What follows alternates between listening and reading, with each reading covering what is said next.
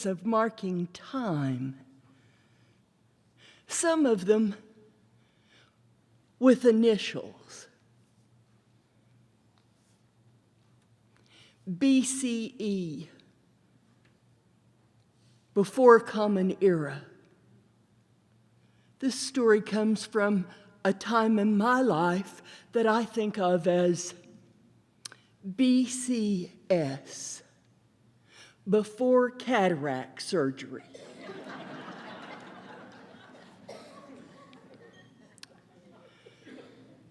I was really excited when the Tarrant County Guild invited me to come over to Fort Worth and work with them. We were going to have a workshop. Jay McLaughlin invited me, so I knew it was real because I have never known Jay to tell a lie. They told me they were going to have a whole day of activities, but I was really careful to tell them that I could only come for the workshop, and as soon as the workshop was over, I was scatting back home to Dallas. There was a good reason. I was about to be able to get home in the daytime, but getting home after dark, that was another matter. Remember, this story is BCS, before cataract surgery. We had a wonderful workshop. They were really willing workers, not the kind of people who come to workshops and don't want to do anything. It's a workshop. Get it? Of course there's work to do, or we'd call it something else. A play shop, a waste your time shop. But if it's a workshop, there's work to be done. And I was thrilled that they were so involved in what I had to present for them. And I was packing up and ready to start home when Richard Nash arrived. And Richard Nash and I have been friends for a long time, and he wanted me to stay for his workshop and give him feedback about it. It was a Native American flute workshop, and he told me if I stayed, I could use some of his Native American flutes. You may find this hard to believe, but he owns more than one. So what was I going to do? I stayed for the workshop on Native American flutes, and I wrote a few notes for Richard, like it's a good idea if they can see your face rather than the top of your head, you know, some basic things. And then they were having a potluck dinner, and they invited me to stay. Well, a girl's got to eat, especially this girl. And the next thing I knew, it was almost 9 o'clock at night. What with the eating and the talking, I had totally forgotten about getting home before it got dark. I got in my car and I started a way that I was supposed to be retracing my steps from coming there. But somehow I missed a couple of turns, and the next thing I knew, I was driving through downtown Fort Worth. But that was not a problem. I've driven through downtown Fort Worth many, many times because the Kimball Art Museum's in downtown Fort Worth. It was Saturday night. It was near the university.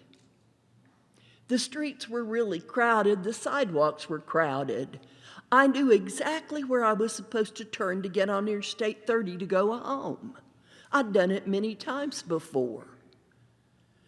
But none of those monsters would let me over into the left-hand lane so that I could make my turn. And so I ended up driving past Interstate 30, 2 or 3 blocks on down the street before anybody had the human kindness to let this old lady into the left-hand lane. and I managed to make a turn and come back in the other direction. I'd never gotten on Interstate 30 to go home, coming from the south, only from the north side. And it was so dark underneath the freeway there, it was really, really hard to see where the entrance to the freeway really was. There were 3 possibilities, but the first 2 didn't exactly look like I thought they ought to look. They looked more like entrances to a residential neighborhood than they looked like entrances to the freeway. But the car in front of me turned into the 3rd one and started up the ramp.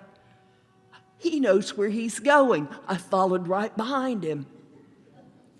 We were at the top of the ramp when I realized how wrong he was and what a position I was in. I jerked my wheel to the right as far as I could go and hugged the concrete and prayed that no car would run into me. He waited until he saw a little break in the traffic, and he whipped his wheel. He had gone as far as he could toward the right. I thought that was really dangerous and he should be insane for trying such a thing. But he managed to turn enough to be able to get back down the ramp. All it cost him was the whole passenger side of his car. You're laughing. A small price to pay in comparison to a current funeral cost. Because the cars were whizzing off that freeway as fast as they could go. It's Texas on a Saturday night. People are exiting down that ramp making 70 miles an hour. I'm hugging that concrete, trying to make myself as small as possible, as if my body could manage to escape what I know is almost inevitable. The end of this is not going to be pretty. People start flying by me.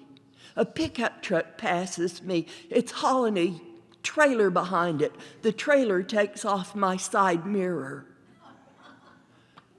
I've never been so frightened in my entire life. And then I heard a noise.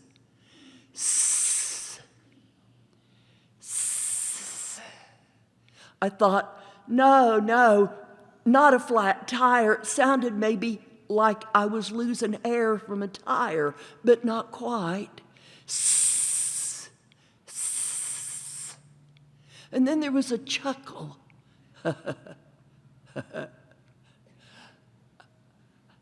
I stopped watching the cars for only a second. I darted over toward the passenger seat. There was someone sitting there. How did they get into my car? It looked like a man in a black hoodie. I kept watching the traffic. I had to pay more attention to that than I could to this. Whatever it was, it would have to wait its turn. I just kept watching the cars as they came by. People were screaming at me as they passed. I know that the choices that we're told as young people are fight or flight. I don't know why anyone fails to mention the third option, freeze, because that's exactly where I was, frozen. I couldn't think of anything to do to get myself out of the situation that I was in, and I knew exactly how perilous it was. But that only made me more unable to move. I turned away from the oncoming traffic for a moment, another glance toward the passenger in my car. And this time I saw the lights gleaming off white bone inside that hood. Not a hoodie, a shroud.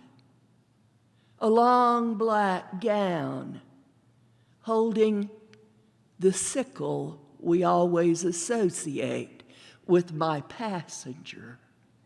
He said, "This is really funny." I said, "What's funny about it?"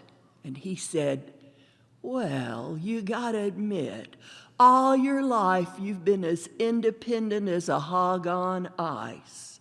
And now you're gonna meet your death because you followed after someone who didn't know where they were going. Don't you think that's amusing?" "Not very," I said. He said, "Well, I think it's funny. You know, your mother was right. You've been really good at making bad decisions. But you don't really have to worry about that anymore. This is the last bad decision you'll ever get to make." A black car, an expensive kind like you might take from the airport if you were rich, came sailing so close to me that my entire car began to rock back and forth. "Sss," he said, "I think it's really funny." Another car, another car, another car, coming as fast as they could. Some of them taking the time to scream out at me at the top of their lungs as though I didn't know what a position I was in, as though they thought this was news to me. He said, "Sss, don't worry about their screams. Yours will be louder when the time comes. I guarantee it." I kept watching, hoping that there might be some break in the traffic. "You know," he said, "your ex-husband was right. You've always been a lousy driver." I said, "Shut up. I've had enough of your nonsense."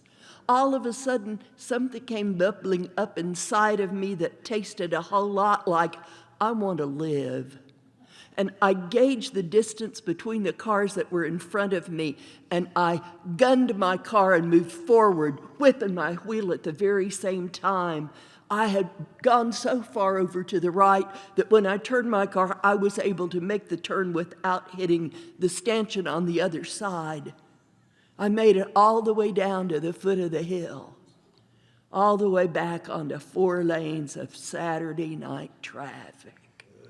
I made it about a third of a block and pulled into the first open parking lot I saw and threw my car into park and turned off the engine to give my heart a chance to go back to its normal beating rhythm and for my blood pressure to go down far enough so that I could see some color other than red, blood red. I looked up in front of me, and the parking lot I was sitting in was for a local mortuary.